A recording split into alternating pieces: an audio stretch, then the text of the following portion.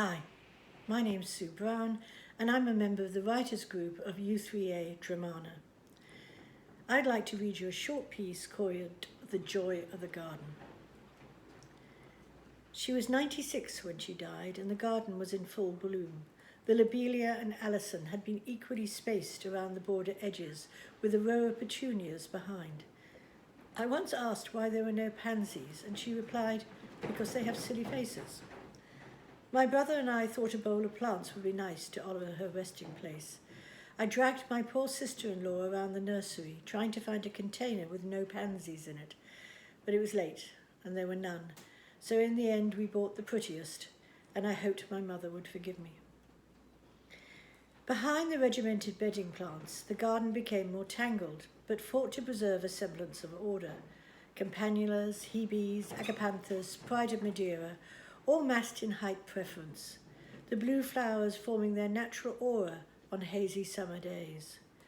My mother had told me once when I was young, nature never clashes, and I kept this gem of wisdom in my heart as a metaphor of many things.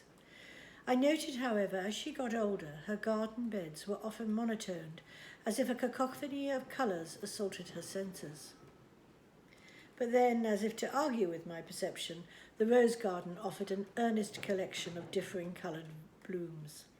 All hybrids, most of them had meaning for her, because they were gifts, or planted in memoria, or were named after significant people like Princess Diane. The black rose was a nod to fashion she liked to keep up.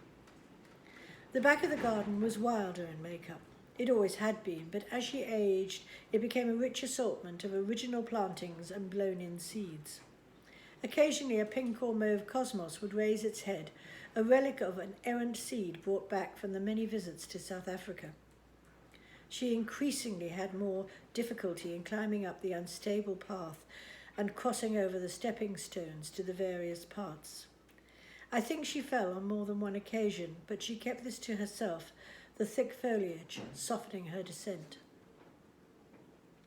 By summer, her garden was a place of loveliness and peace.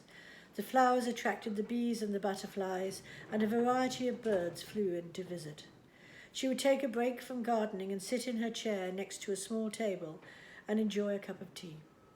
"I am quite content," she would say, "alone but never lonely." The day before she died, she had weeded, clipped and cleared, especially diligent because I was coming.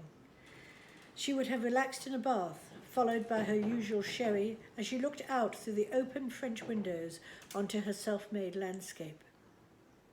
We know she got up in the morning, and she would have checked the garden as she made her tea, no doubt planning the autumn plantings. Then she went back to bed and laid down, and died, peaceful, in her sleep. Thank you for listening.